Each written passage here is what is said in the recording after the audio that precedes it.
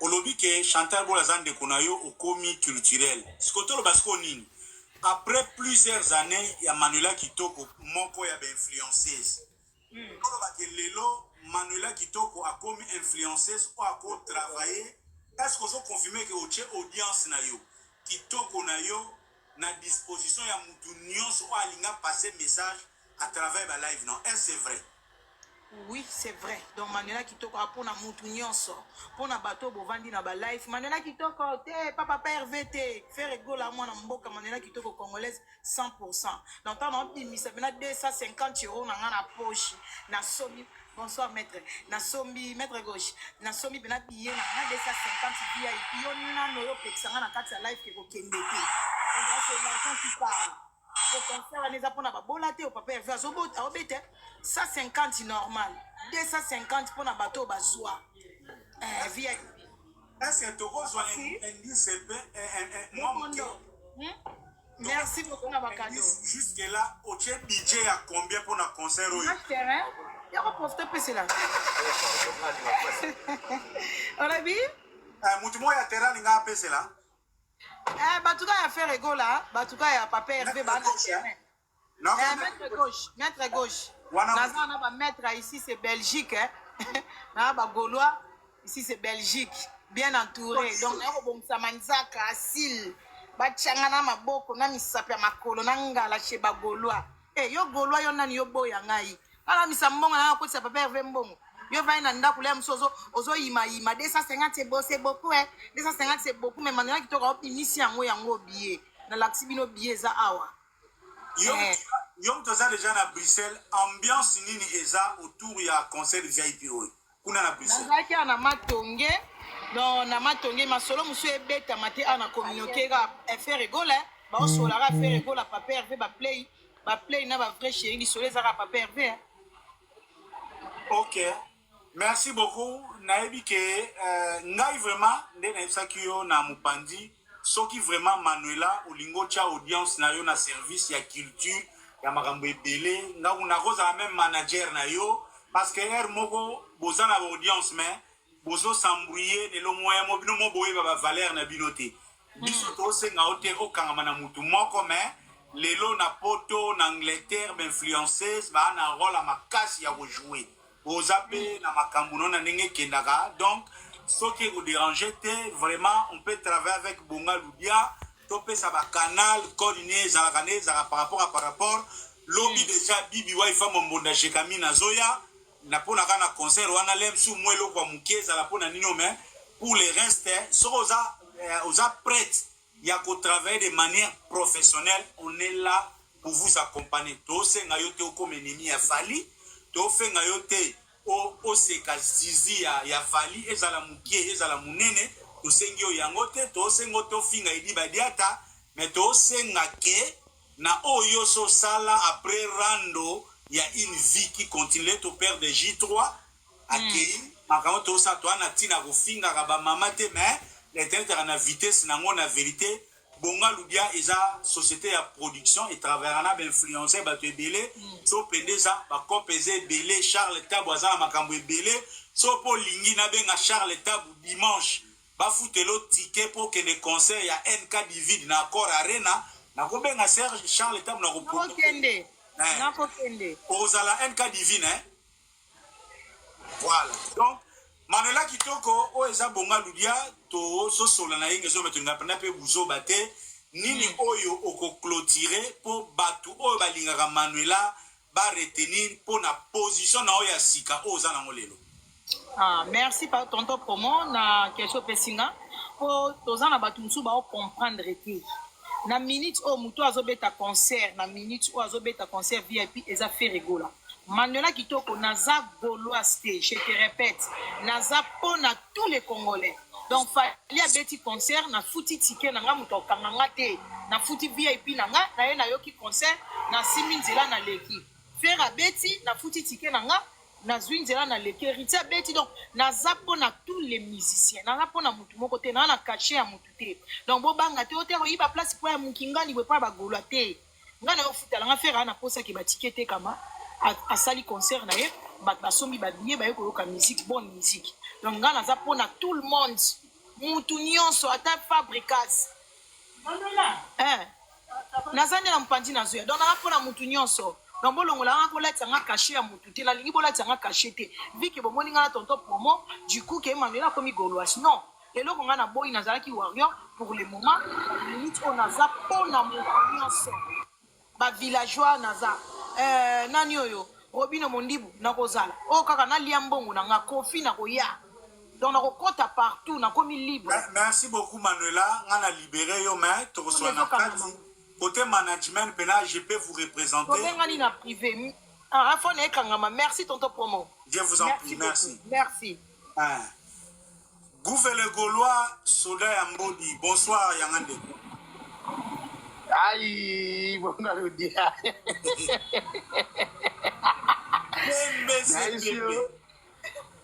Naïsio Pembe, celui qui a un problème, il a audio monté, donc voilà. En tout cas, vieux, bonsoir. D'abord, on a abonné Baza.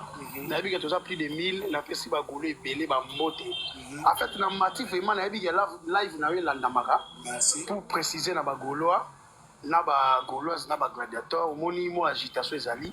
On a eu comprendre que bazui moi parti, on a été propagé par des pages. Il y a des warriors, on va nous parler, pour déstabiliser le gouvernement. Le problème est que la personne qui est derrière ma voice, tout va dire que c'est Laura.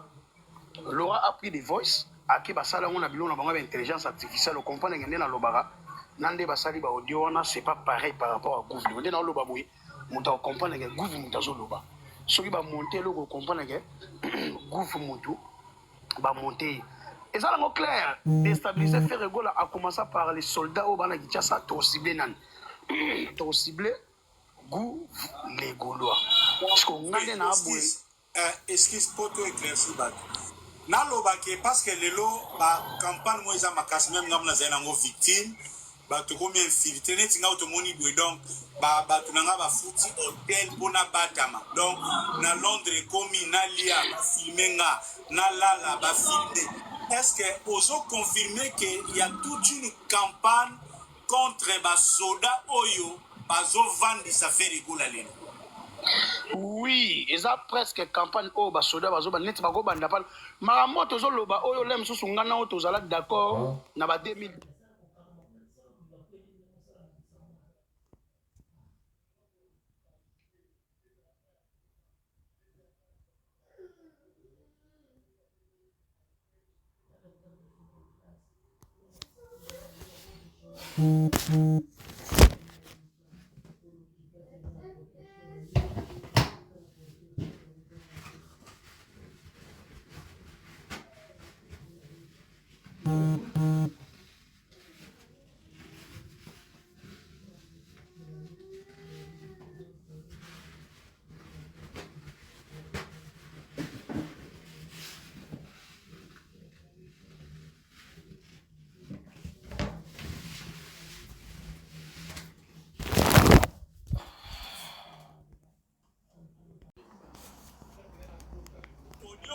Ebimi na camp ya Bakoba si je parle la vérité pour le parlement des Gaulois et Zawana si oui et ça audio les amis na contester comment ma propre panel Gaulois bakozwa soda ko ya kupila ka faire à 2 jours il y a concert il y a ko ezana Bruxelles et bima biloko.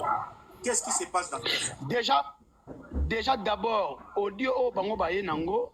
Nazana audio o na sola gina Laurent Tendance en 2024 ezali par rapport au panel auto salaka ngai Mama Bernice Laurent Tendance Fiston Frappe Trésor Global on était à 5 ou à 6 mais attentes ezalaki na katia live wana par rapport au ba propos tenus à Laurent Tendance vis-à-vis à Mama Bernice ndé sala que Bernice a quitté live après na landi Laurent Tendance na se na yebisi Mama Bernice est censé ya kosangisa bagolo nio surtout tozala liboko po ba date ezobima tosa la promotion ya lipadre pas plus ya koloba ke on asalaki audio ya kotonga lipadre to ya koboma bato eza lukuta ba kesu ko basali nini na audio wana bake ba modifier yango na intelligence artificielle ya koluka ko modifier yango net nazo boya fere to nazo boya mama Bernice to na nina finga mama Bernice et pourtant nga déjà na finga raté na yaka kolobaka makambo eza vrai. J'ai les audios version originale ndenge na lobaki oh bango ba kobimisa na onga na kobimisa comprendre que ils ont modifié l'audio la intelligence artificielle. Je n'ai jamais insulté Ferry. Nakata ba audio kombo Ferry ezate. Nakata ba audio ezali mama Bernice asagisa biso ba golo to zala liboki. Na ye ko interpeller Laurent na bise na mol bato bisusu bazo take biso après live. On dirait mama Bernice azana ba soda na ye o batake biso et pourtant ba comprendre ki te to fingi mama Bernice te.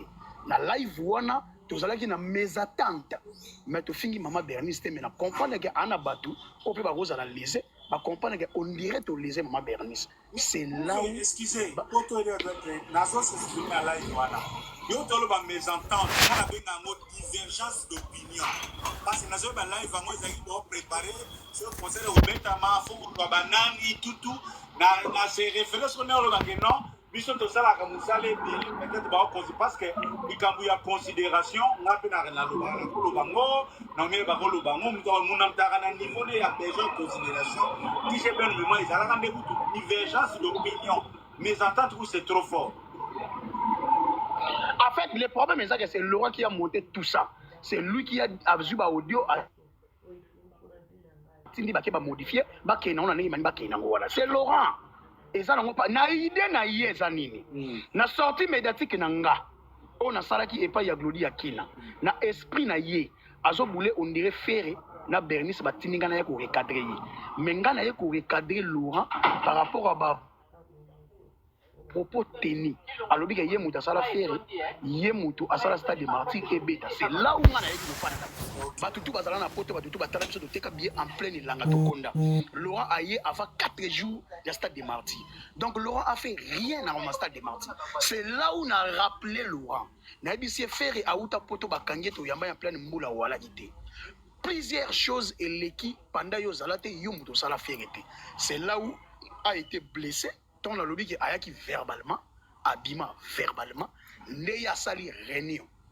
Na ba soda na ye na batu na ye ba créer autour ba créer au comment la majorité à batu bazo linga ba diffuser ba audio to ba créer maman bazo créer plus ce sont des warriors plus ce sont des spiritas c'est yé muta monter makambo wana tout est ba eza likuto yana oli kambu ya ko loba na yo comment on peut expliquer que tu vas dans solana bibi wifi parce que kutu bibi wifi linga zo initiative moko lelo na butu tout ça la panel moko spécial promo y a l'église pour les causes à la prouver tout le monde mais l'influence c'est pour la plupart du cas bas Bibi Wifi a remarqué ni a qualifié na tonton promo Bibi a lobby a remarqué on irait avant Genève tout est semaine il y a concert il y a Ferry ba makeli le monga et ya ka tout monde oh président tout boy pourquoi l'orezanga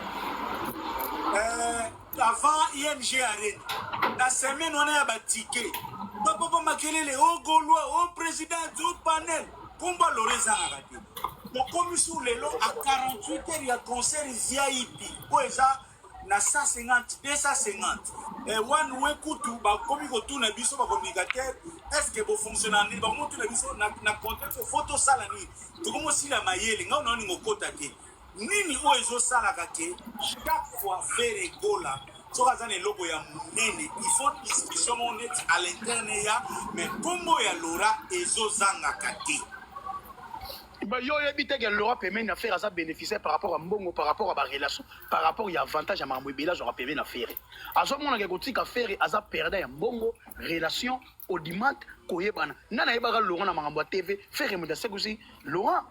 Qui connaît Laurent? Tant que tu as préparation à la dynastie. Qui connaît Laurent? Si ce n'était pas Ferry. Tant que tu as sali Ferry, qui a ressuscité Laurent? Nana ressuscité Laurent. Tu as dit qu'il y a rien à cela qui était tourné. Moutazan a un avantage plus que mais Ferry, c'est Laurent. Yango a un avantage à Tingama Ferry. Il y a un boycotté, il y a créer des entre biso bagolo pour un avantage naïe.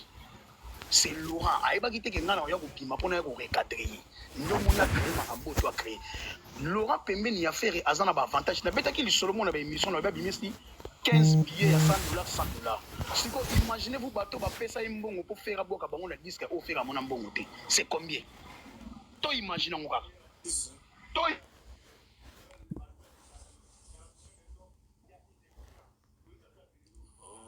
Allô. Imaginez kaka. Vous comprenez? Donc imaginez qu'à bateau on va faire mbongo faire azala au courant. Qui a gagné et qui a bénéficié? Donc souci na yezani déstabiliser les communicateurs au bateau de faire et bazar vrai. Gouve le Gaulois na mukolo lelo Laura asala musala na musique azala selon yé azo penser que Bernie sa montenga contre lui. Azala poche na wera te akima wera na poto. Il faut être sincère. Akima wera na poto. Oui. Na ça ba vite fait na bi au sala ba émission plus élaborée mais poto ko m'a déjà songi. Est-ce que lelo c'est vrai Laura l'air azalaki pemen affaire ba gula pe basara qui est confiance.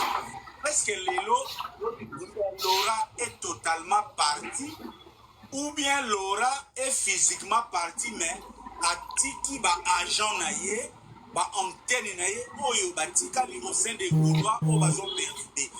Vrai ou faux Laura est totalement parti? Sur la question, Laura est parti physiquement mais atiki ba adepte na ye ozo manipuler bango contre ba Gaulois na ba communicateur et contre Ferré. Pour un avantage à bateau yazo linga qui travaille na bango. C'est clair. Laura est parti. Namikanda verbalement te chasser. Mais azana ba adepte to azana ba panel to na batu oyo bazo soutenir Laura par rapport à dimanche au azana pour déstabiliser Ferré. Là où je suis, question qui toko yango wana. Laura est parti matiki ombre na ye.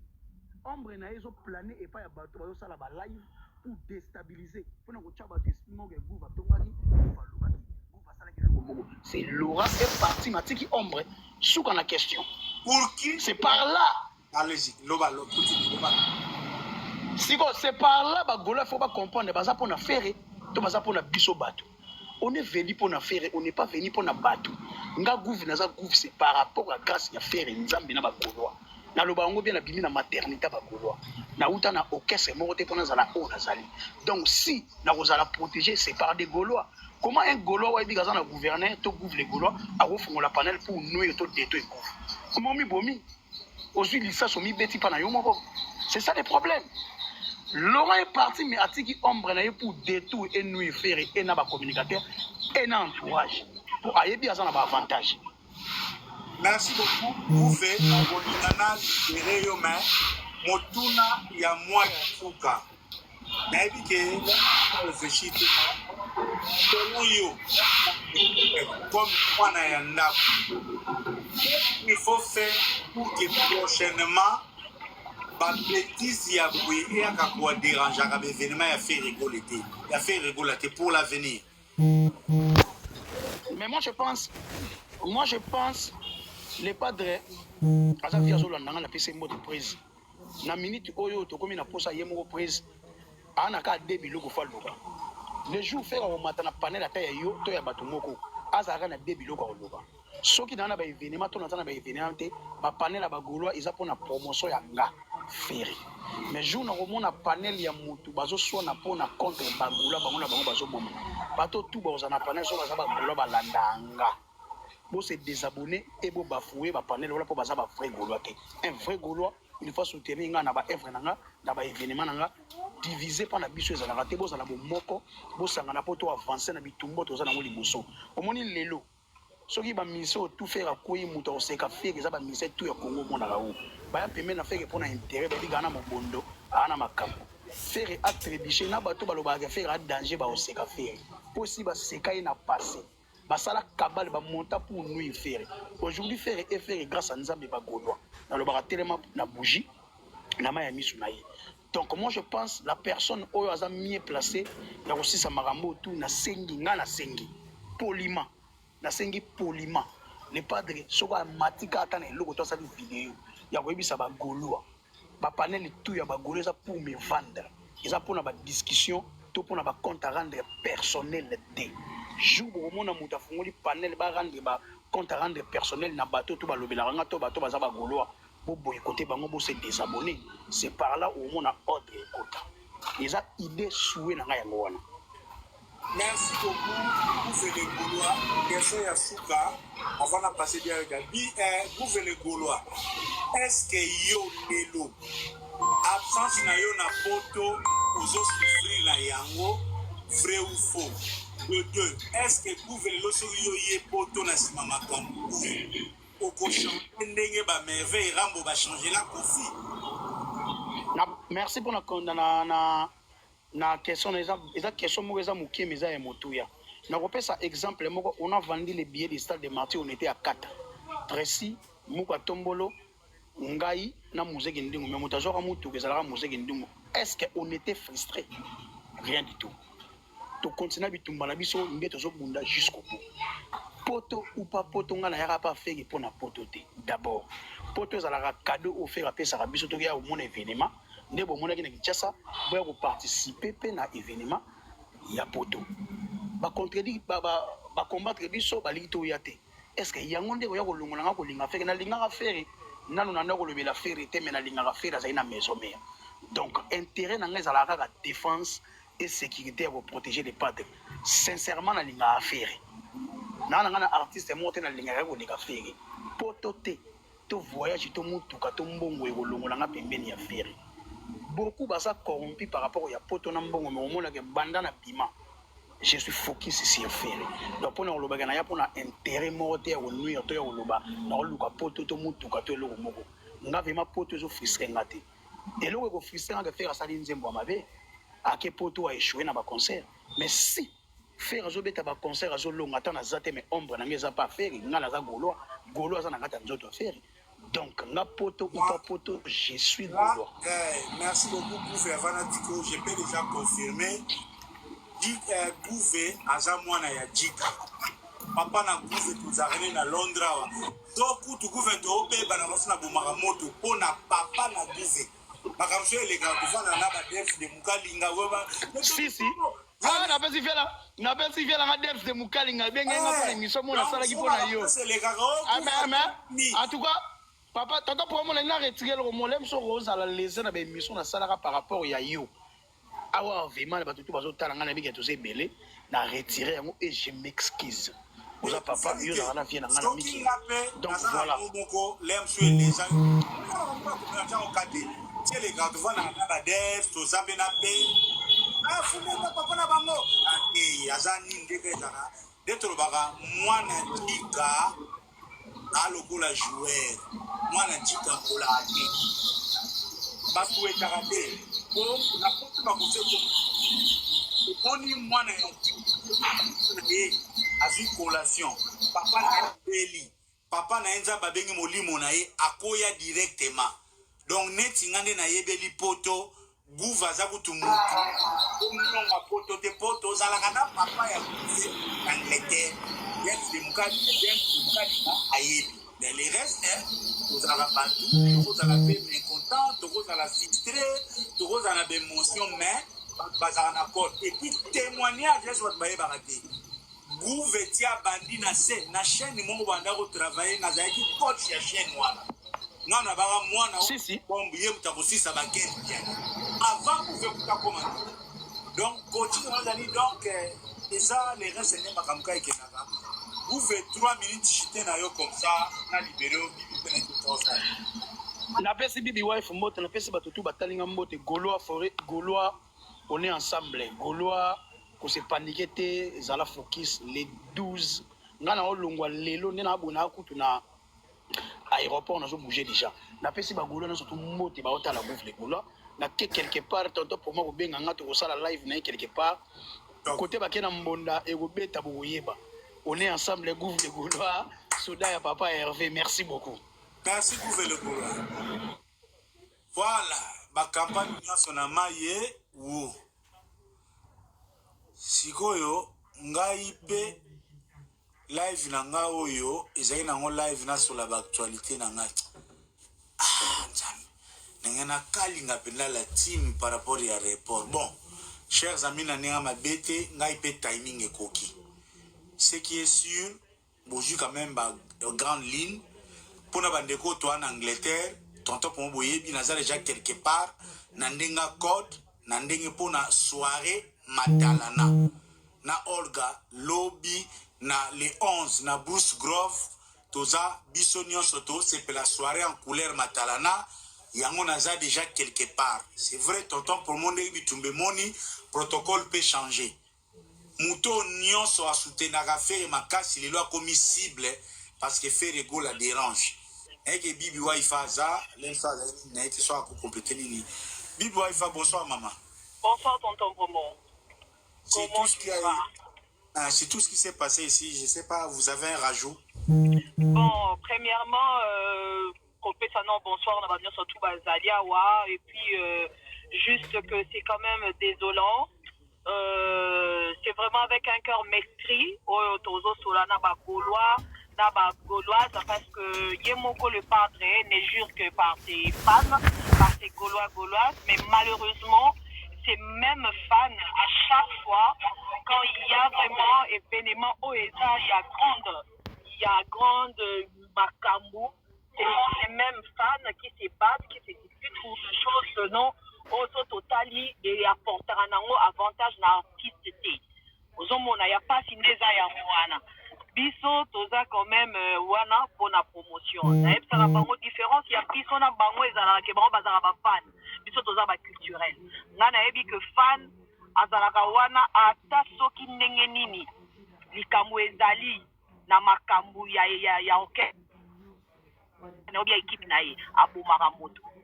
Fan nani na ye o leader na ye asala boye soki amonika ke intérêt na ye eza na kati fan alalisa yango. Que je comprends pas na ba Gaulois comme kosalama et comme un peu moins habitude à chaque fois qu'il y a un événement comme ça il y a toujours les mêmes personnes et surtout li bata rouge azanga raté na masolo. Alors